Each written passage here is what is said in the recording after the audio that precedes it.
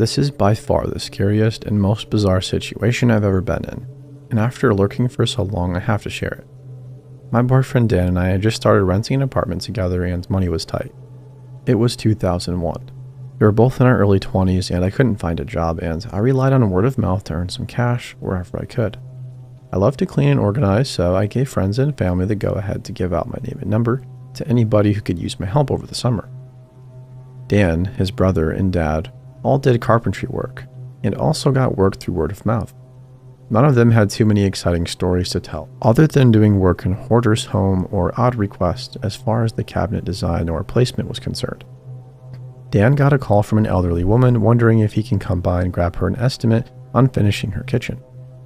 She said her husband died before he could install the cabinets and countertop that he purchased, and somebody from her church gave her his number. He said absolutely and offered to come out the next day.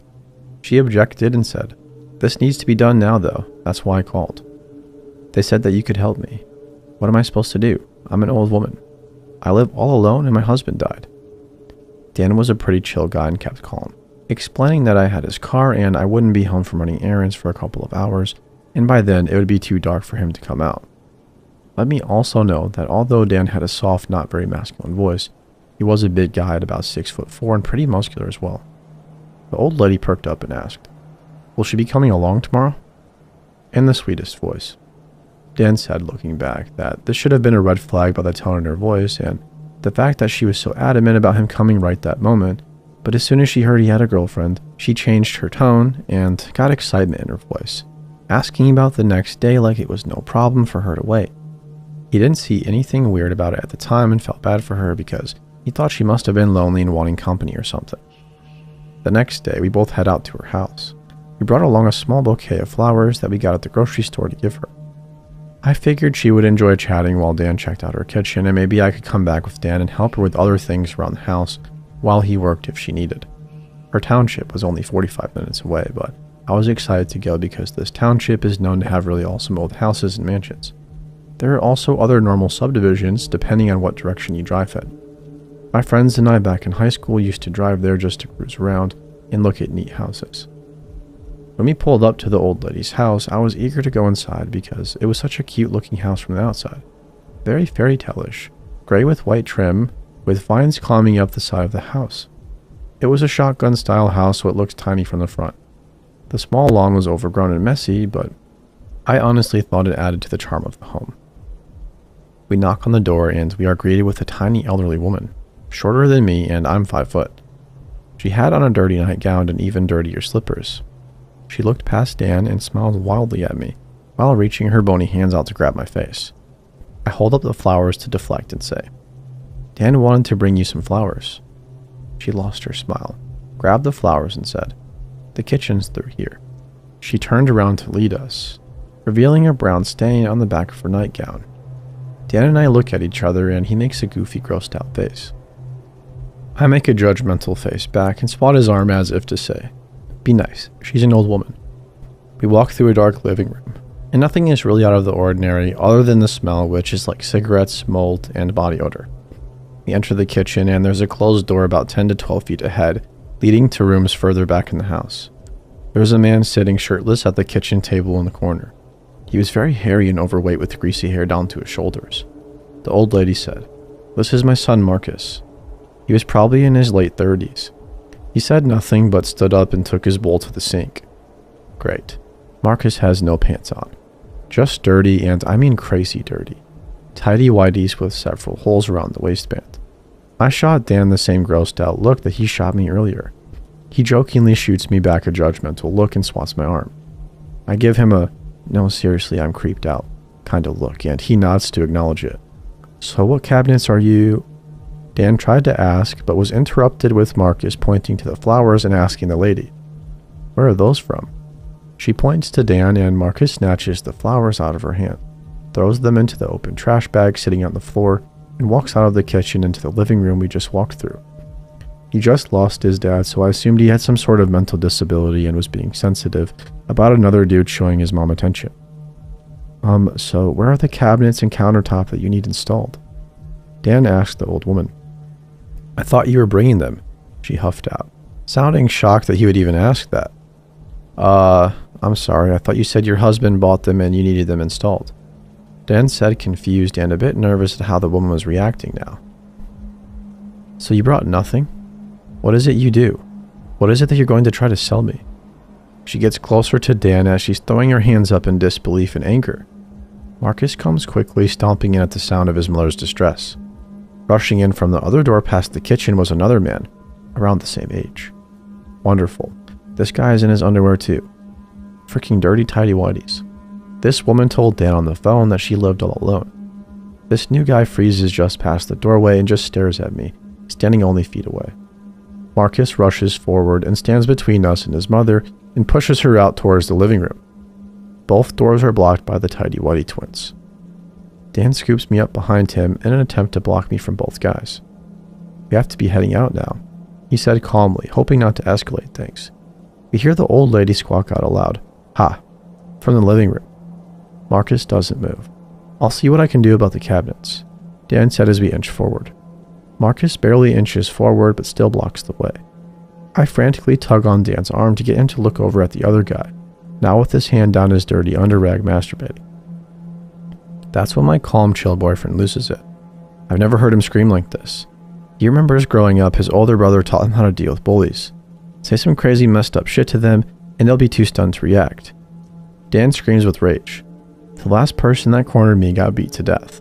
You won't like what I'll do to you and your mom if you don't get out of my way. With his veins popping, spit flying. Marcus looked surprised and he rushed past us towards his brother. For a split second, we both thought he was going to attack Dan, so he instinctively threw up his fist to defend himself. Marcus pushes his brother into the other room and slams the door behind them. Dan and I hurry out of the house.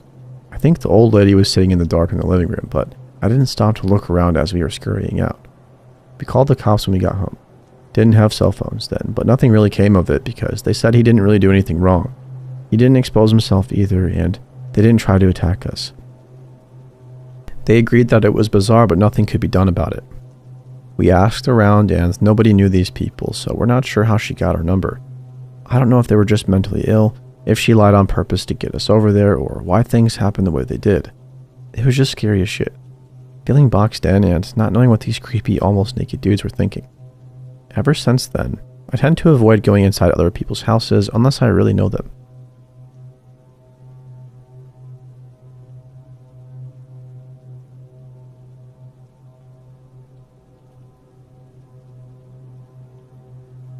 I was 17 at the time. My friends and I had rented a beach house in New Jersey. We were so excited, and it was really the best time of my life. My friend's boyfriend was there, and he was the only one who was 21. This will be important later. Anyways, at about 2 a.m., we heard a knock on the door. We were drinking and smoking and having a great time, playing beer pong and engaging in general debauchery. So I answered the door, and it's the lady from downstairs. We didn't know her, and she was on vacation with her 2 sons. They were really little kids. The lady looked to be in her 30s. So we're like, can we help you? She asks to bum a cigarette. We gave her one and let her in.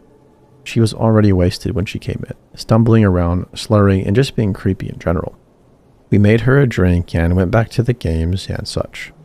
Eventually, we had to kick her out because she began yelling and becoming irate with certain people. We just had enough of her shenanigans. She is really mad now, and she goes stomping down the stairs and slams the door, telling us to screw ourselves. Whatever. We continue on with our awesome night. At about 4:30 a.m., we went downstairs to go outside. We wanted to watch the sunrise on the beach. Now, the way it was set up is you had to pass her apartment in order to get downstairs. On our way down, I happened to look at her apartment, and I noticed the door was wide open. I immediately got a terrible feeling. I peeked inside, and the apartment was in shambles. Overturned furniture and trash everywhere. That's when I hear it. I hear her kid screaming at the top of his lungs. I listen for a little bit, and he is not stopping, and she isn't trying to console him. And it doesn't sound like a normal cry. It sounds anguished. I saw them playing earlier, and the youngest boy was about 3 or 4, and the oldest maybe 6 or 7. I heard the younger one crying. Screw it. I have to go in there and make sure the kid is okay. Me being drunk, stoned, and underage walks into the lady's rental. Now I know this is dumb, but I couldn't let that baby go on crying, and I wanted to make sure he was okay. I walk through the living room and into the kitchen. The first thing I find is a gallon of vodka. It's empty. She is the only adult in this house. Immediately, I realized that she drank all of that. There was a puddle on the floor and my feet are now soaked. I follow the sounds of the crying baby into a hallway and finally walk into a pitch black room. I see the older child sleeping on the bed, his head hanging off the edge. I immediately drop to the ground because I can hear the crying, but it's lower physically than I am. So I am crawling on the ground in the pitch black. I feel a bump on the ground. It's the woman. She's passed out on the ground. The baby is halfway underneath her. She freaking passed out holding the baby. I grabbed him and headed back outside. My friends were all screaming and I was crying. My friend's boyfriend, who is 21, called the police since he's the only one who was allowed to legally drinking and we were all drunk. He held the baby and waited outside until the cops got there while we hid in the room. The lady ended up being taken away in restraint. She was screaming at the top of her lungs, flailing. I'll never forget that night. Her brother came over the next day and apologized to us. He said she is on medication and mixed it with alcohol. We didn't see her or the kids for the rest of our trip.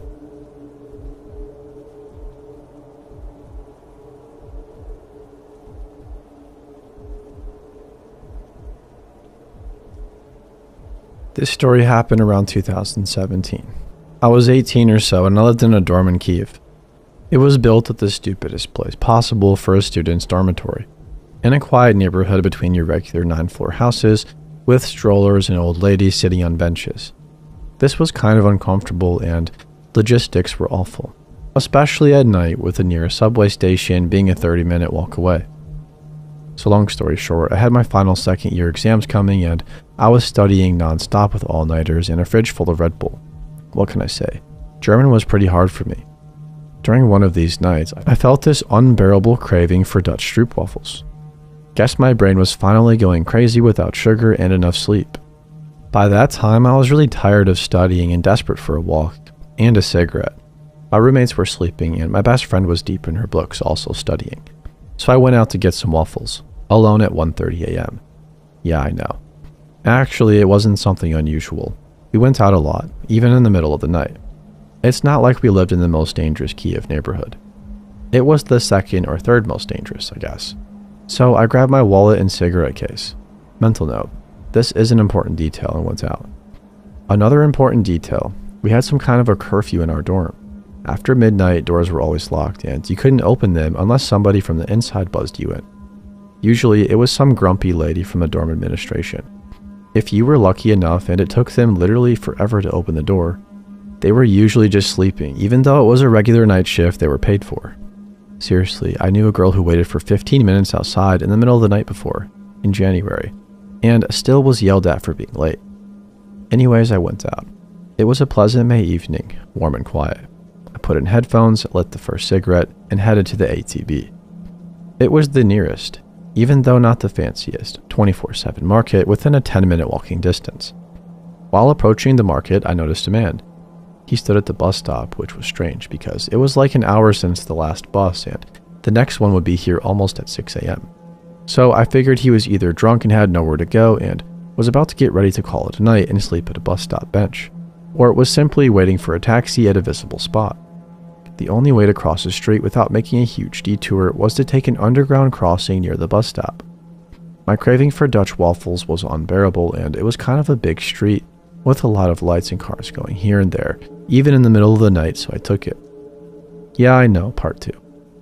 Before going down the stairs, I looked back at the man and realized 3 things. 1, he didn't look like a homeless person. His clothes weren't fancy, but they definitely were clean and were the right size. His face was clean and he was shaved. And he was generally decent. 2, he wasn't drunk or high as far as I could see. He stood firmly on his feet, definitely not too drunk, and there were no bottles or anything near him. His face was concentrated and his eyes were completely sober.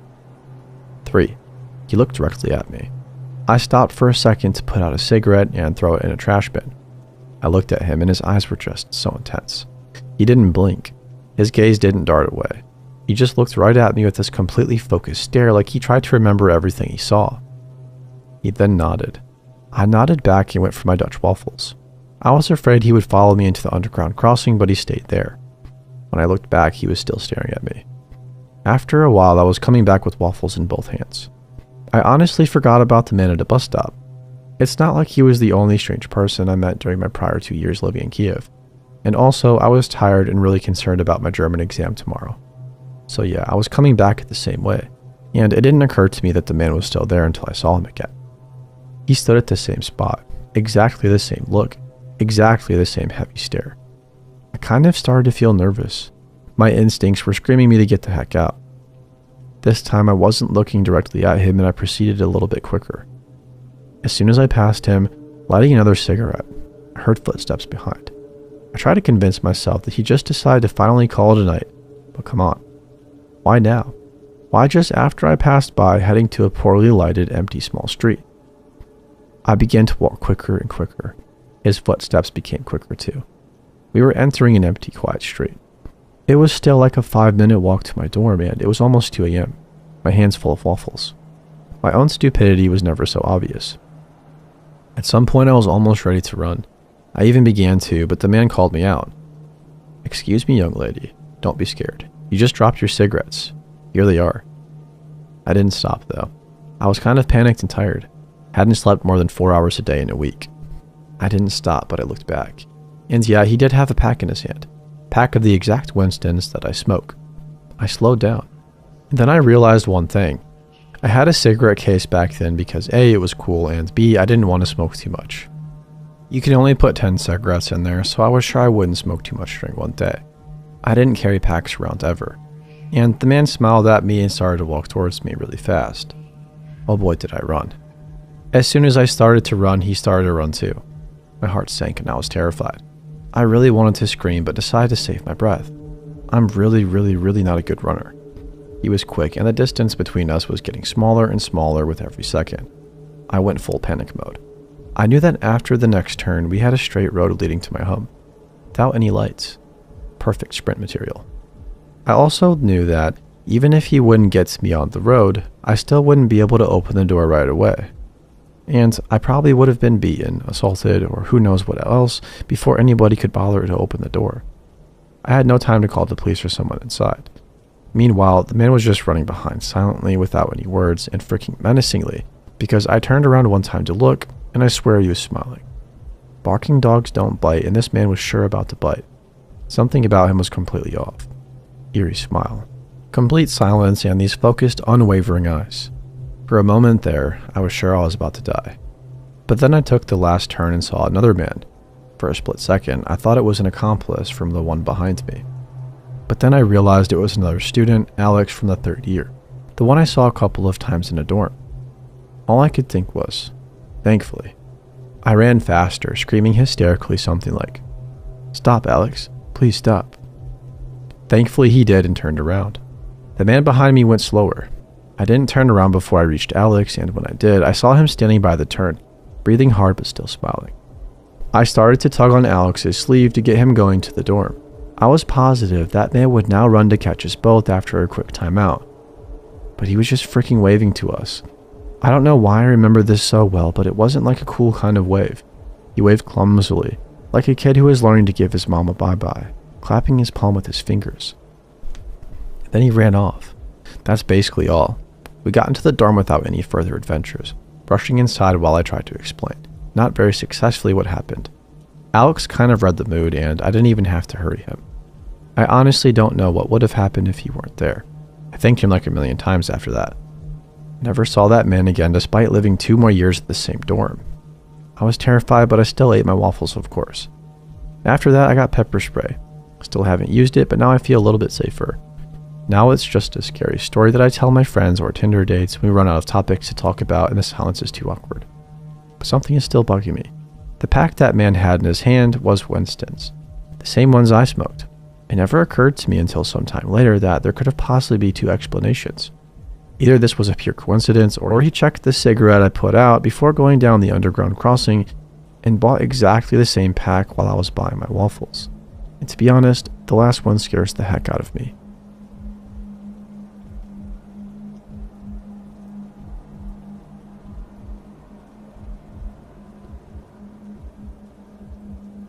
I've been a lurker on this subreddit for a while, and I thought that I should post my story. This is the only terrifying and bizarre situation I've ever had in my life. It may seem silly now, but at the time, it was frightening. When I think about it, it makes me realize that I was still somewhat naive. This happened 3 years ago in the middle of July. I'm female and I was 16 years old at the time. I live in Ontario, Canada, and everybody usually has this image that Canada is really safe. However, that perception will not stop any creepers. There's a lot of crazy stuff that happens here from time to time, more often now than before. To start off, I live in the suburbs. It is not the safest city, but it can be safe if it's daytime, along with being in a well-crowded area. I was going on an evening walk, which I did quite often during the summer, usually before sunset, as I had to be home before that. The path I take my walk on is on the sidewalk of a main road, so there are a lot of cars passing by, and still quite a few cars pass by before sunset, as this is the time some people get home from work as well. I was walking, minding my own business and enjoying the cool evening air. A car honked. I didn't think much of it as I wasn't sure if it was at me, but there also wasn't much traffic either. On the sidewalk, there is an entrance to the plaza, so cars driving onto the main road can turn into this plaza. I looked both ways to make sure a car wasn't going to pull in, and I crossed. Strangely, after I crossed, I noticed the same car from the corner of my eye. This is when I realized the honk was probably at me. After I crossed, I looked back. I don't know why I looked back, but I acted on my hunch to look. I now wonder if I could have avoided this if I just hadn't looked. In that moment, the man made eye contact with me as his window was down. He was turning into the plaza, although his car really wasn't in the plaza. He turned his car into the entrance of it and just stopped it, so he was completely blocking off the sidewalk. If any cars wanted to come in, they couldn't because he blocked it off with his car. And if anybody were walking on the sidewalk even, they'd have to go around his car. I was really confused but alarmed. He opens his car door and starts to approach me, and I begin to back away so he isn't too close. To describe the man, he wasn't that tall but still taller than me. He wore these big black sunglasses, so unfortunately, I don't know what his entire face looks like. He wore a Brazil t-shirt, FIFA World Cup at the time, and white pants. He began to converse with me, telling me that he thought I was some woman that worked at some sort of shop that he goes to, and I told him no. I knew that this was a red flag and probably all BS as well. I had my guard up the entire time. I didn't want to talk to this man, but I did not want to make it appear that I was frightened so he doesn't try and pull some kind of stunt. He was still trying to create conversation with me. Repeatedly kept telling me I was beautiful to the point it would make anybody feel weird, which really did make me uncomfortable.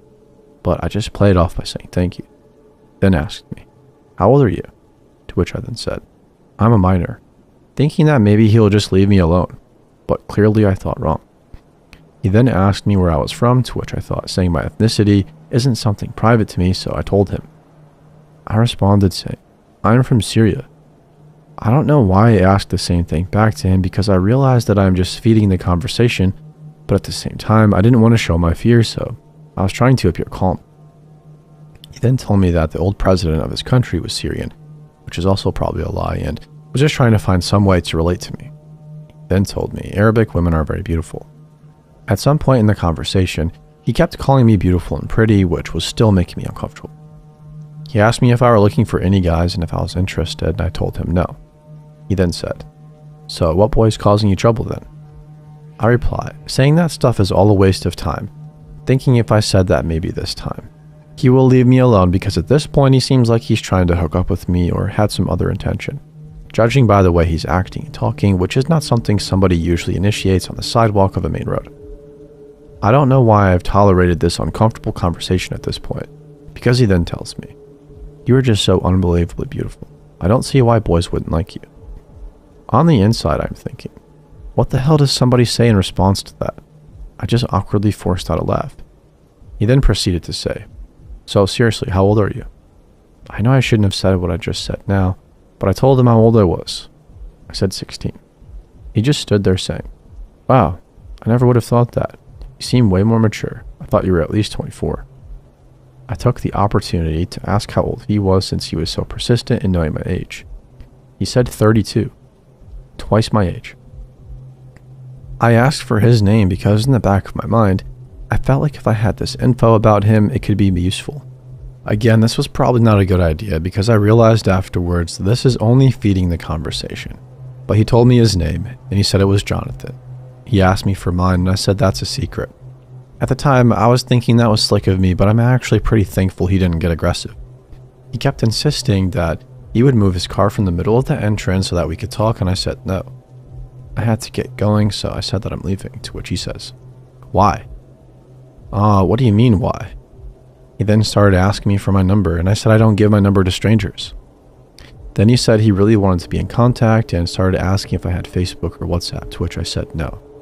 He kept insisting that we keep in contact after I repeatedly refused to give him any sort of contact information. He then says, "Hey look, I'm going to move my car."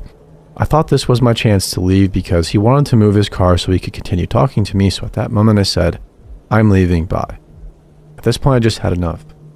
I thought this was the end of it because I heard him say bye after I turned around to leave.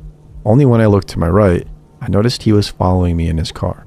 He rolled down his window and began to smile and wave at me, which was really disturbing. This really freaked me out, so I started to walk faster. When I looked back, I didn't see his car, but I was able to connect the dots to realize he went to the gas station that was behind me. Unfortunately, this still wasn't over. His car was parked in the gas station, and he proceeded to walk on foot in the same sidewalk that I'm walking in. So I definitely don't believe he was following me. My fight-flight mode broke in, and I began to run home, which was only minutes away. I even took off my sandals so they wouldn't snap and end up hurting me while running. As I have this 32-year-old Jonathan on my trail, I even stopped for a moment to explain to these two ladies that there is a man following me, to which they looked at me like I was crazy and ignored me. Fortunately, I made it back home safely, and when I looked back, I couldn't see Jonathan, so I assumed he just turned back when he saw me running. I consider myself lucky that he didn't start running after me. I truly believe that if all of this hadn't occurred on the sidewalk of a main road, but rather in a secluded area, he probably might have tried something. His presence made me feel uncomfortable. Needless to say, these evening walks also came to an end.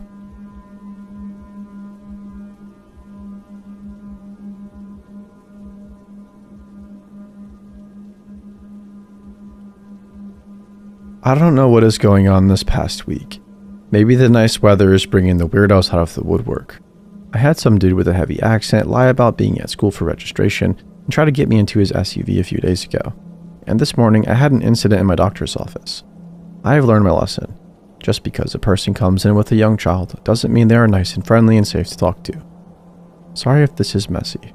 I'm still a little bit shaken up and it takes me a long time to calm down when I get that way.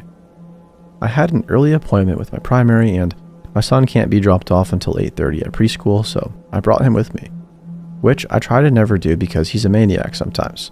So we are in the sitting room waiting and he's playing at the block table when a heavy-set man who seems a little bit older, maybe late 40s, walks in with a little boy who looks to be the same age as my son. The little boy had the most beautiful hair, and he was also crying though.